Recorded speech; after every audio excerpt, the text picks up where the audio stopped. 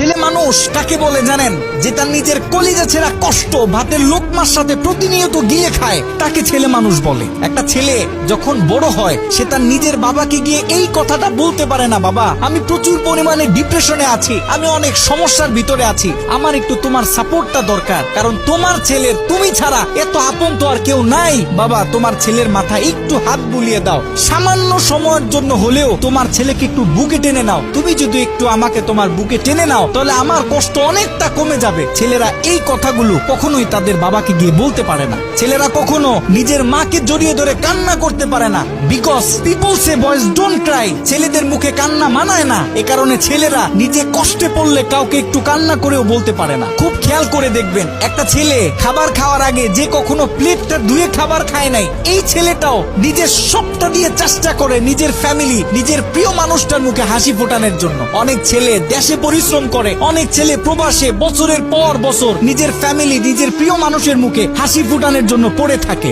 দিন শেষে ছেলেদের মুখে হাসি ফোটানোর মতো কাউকে পাওয়া যায় না। আমি মনে করি boys are the best actor in the world. এই পৃথিবীতে ছেলেরা হচ্ছে সব থেকে বড় অভিনেতা, কারণ ছেলেরা নিজেদের বুকে হাজারো লক্ষ কষ্ট পুঁতে রেখেও মুখে হাসি নিয়ে চলে, কারণ সে জানে আজকে আমি যদি ভেঙে পড়ি তাহলে আমার পুরো ফ্যামিলিটা অস্তিত্বহীন হয়ে যাবে।